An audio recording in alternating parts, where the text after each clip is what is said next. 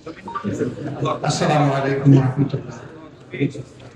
ইন্নাল হামদালিল্লাহ ওয়াস সালাতু ওয়াস সালামু আলা রাসূলিল্লাহ আম্মা বা'দ।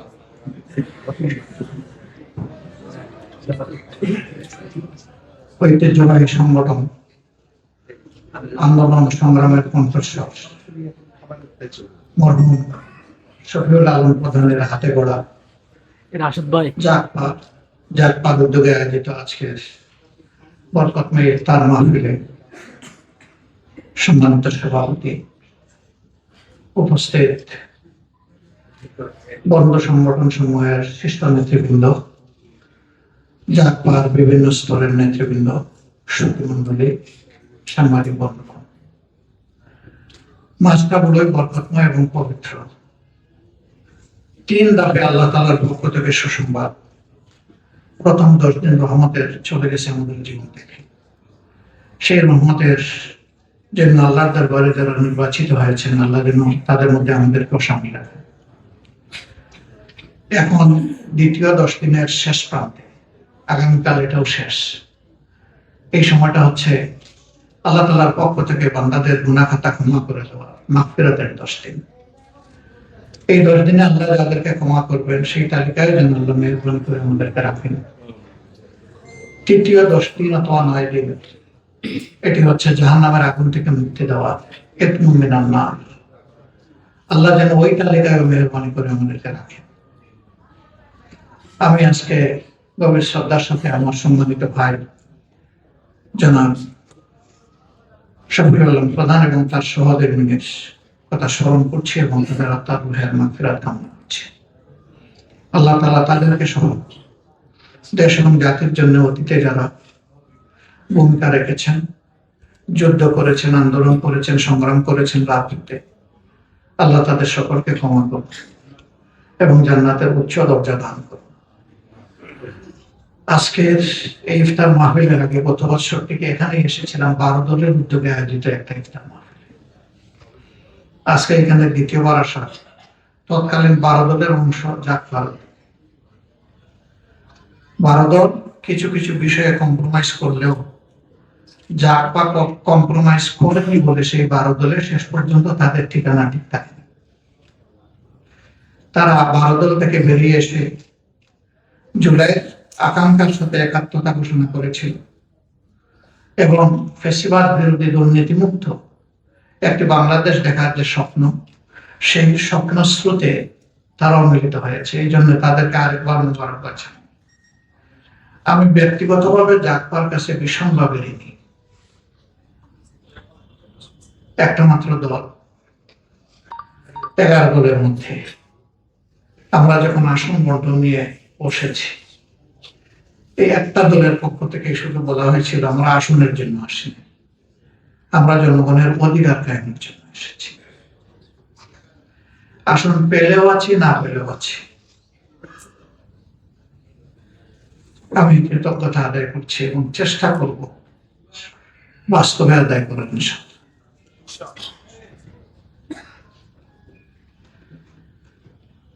আল্লাহ তাআলা বলেন, যারা মানুষের ভালো কাজের কৃতজ্ঞতা আদায় করে আল্লাহ তাদের সহযোগিতা আরো বাড়িয়ে দেয়। আমরা আশা করি যে আল্লাহ তাআলার পক্ষ থেকে সেই সহযোগিতা আমরা পাবো ইনশাআল্লাহ, এবং পাওয়ার মতো কাজটিও যাতে করতে পারি আল্লাহ যেন তৌফিক দান করেন। এই বাংলাদেশ আমাদের সবার। সরকারি দলে যারা আছেন তারাও আমাদের শত্রু না, তারাও আমাজন থেকে আসেন নাই, তারা এই মাঠের মানুষ। আমরা বিশ্বাস করতে চাই রাজনীতি হবে শুধুই মানুষের জন্য, কোনো দল বা গোষ্ঠীর জন্য না। রাজনীতি থেকে প্রতিহিংসার বিষ এবং দুর্নীতির ক্যান্সার, এই দুইটা যদি বিতাড়িত করা না যায়, তাহলে অতীতের 55 বছরে এই জাতির ভাগ্যে যা ঘটেছে দফায় দফায়, সামনে হয়তো বা তার চেয়েও খারাপ কিছু ঘটবে। এই দুইটার বিরুদ্ধে আমাদের অবস্থান স্পষ্ট, আপোষে। এখানে কোনো টলারেন্স নাই, কোনো আপোষ নেই। আমরা সংসদে কত আসন নিয়ে বিরোধী দল হয়েছে বা আমাদেরকে বিরোধী দল কায়দা করে বানানো হয়েছে, এটি আমাদের কাছে খুব বড় বিবেচ্য বিষয় না। বরঞ্চ শেষ পর্যন্ত যা নিয়ে আমরা ঢুকছি, আমরা কথা দেব প্রিয় বাংলাদেশের জনগণের সাথে আমরা বেইমানি করবো না। সস্তা কোন সুযোগ সুবিধা আমাদেরকে ফলাতে পারবে না ইনশাআল্লাহ। জনগণের সুবিধা অধিকার নিশ্চিত করাই হবে আমাদের অঙ্গীকার। এবং বিশেষ করে টানা 54 বছর যন্ত্রণা সহ্য করার পর বা 53 বছর যন্ত্রণা সহ্য করার পর আমাদের যুব সমাজের নেতৃত্বে যে পরিবর্তন এসেছে, সেই যুব সমাজকে আমরা বুকে চিরতরে ধারণ করে রাখবো ইনশাআল্লাহ। তাদের আকাঙ্ক্ষাকে সম্মান করে আকাঙ্ক্ষা বাস্তবায়নে কাজ করে দেওয়াই হবে আমাদের প্রধানতম কর্তব্য। তাদের আকাঙ্ক্ষা ভেরি সিম্পল, একটাই ছিল সেদিন বিজয়ী স্লোগান, উই ওয়ান্ট জাস্টিস। আমরা সকল ক্ষেত্রে সুবিচার চাই, আমরা কোথাও কোনো বৈষম্য চাই না। স্বজন প্রীতি, দল প্রীতি, গোষ্ঠী প্রীতি, ব্যক্তি প্রীতি, আত্মপ্রীতি, এই যুব সমাজ এটা দেখতে চায় না। আমরা যুব সমাজকে কথা দিয়েছি, তোমরা যা চাও আমাদের চাওয়াও তাই, তোমরা যা অপছন্দ করো আমরা তাই অপছন্দ করি, সুতরাং লড়ে যাবো একসাথে ইনশাআল্লাহ। আর যুবকরা যে সমাজে সিদ্ধান্ত নেয়, এই সমাজ পরিবর্তন হতে বাধ্য হয়। এমনকি নবী করিম সাল্লাল্লাহু আলাইহি সাল্লামের আন্দোলন কিন্তু যুব সমাজের ঘাড়ে ভর করেই সফল হয়েছে। আজকে সেই মক্কা বিজয়ের দিবস, 19 অথবা 20 তারিখ মক্কা বিজয় হয়েছিল, আজকে 19 রমজান। সৌদি আরবে আজকে 20 রমজান চলছে। এই দিনটিতে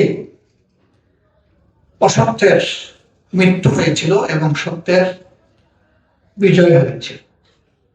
জাল হক ওয়া যাহাকাল বাতিল ইন্নাল বাতিলা কানা যাহুকা।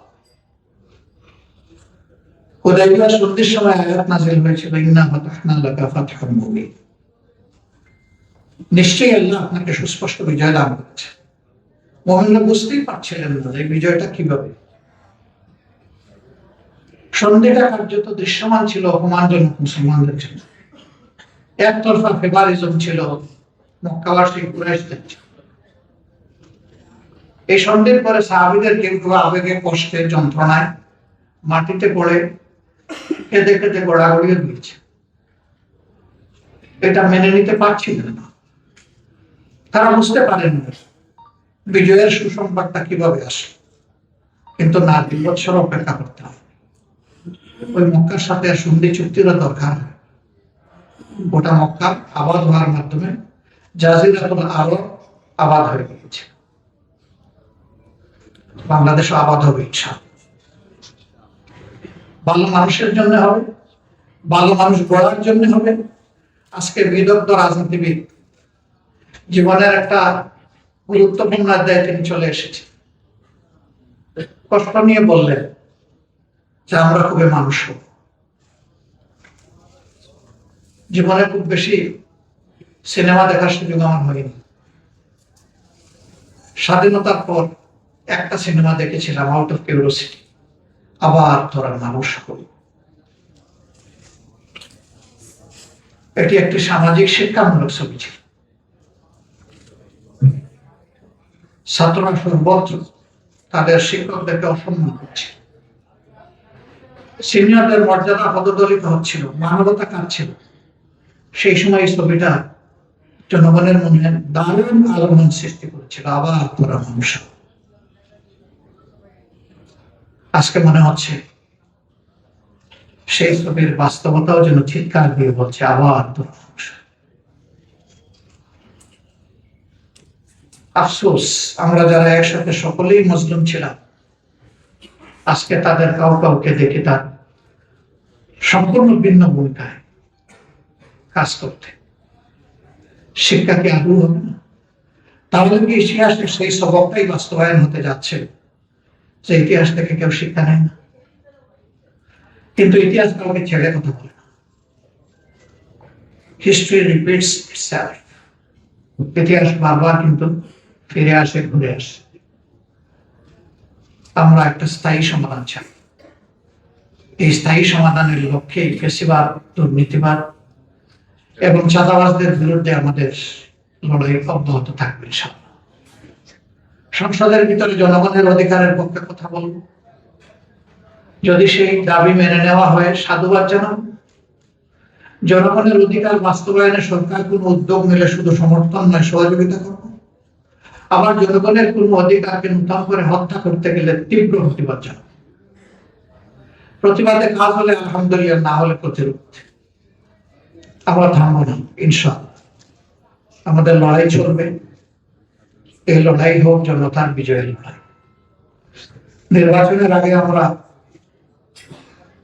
বড় গলায় বলেছি, আমরা কোন দলের বিজয় চাই না। আমার দলের নাম ধরেই বলেছিলাম যে এই দলের বিজয় চাই। আমরা চাই 18 কোটি মানুষের বিজয়। ওই বিজয় অর্জিত হয়নি, ভোটের অধিকার লঙ্ঘিত হয়েছে। সবকিছু এখন স্পষ্ট দিবালোকে এসে গেছে, তার সাক্ষীও পাওয়া যাচ্ছে। বিচার এখন জনতার আদালতে এবং সেই বিচারের রায় জনতার পক্ষে আসবে। আজকে বিশ্বের যে সমস্ত প্রান্তে অস্থিরতা, লড়াই, যুদ্ধ বিগ্রহ চলছে, সেখানে কার্যত ক্ষতিগ্রস্ত হচ্ছে মুসলিম বিশ্ব। রোজাকে আমরা একটু পরে ইনশাআল্লাহ ইফতার করবো। তারা ইফতার সাহায্যের চিন্তা না করে জীবন বাঁচানোর চিন্তা করছে।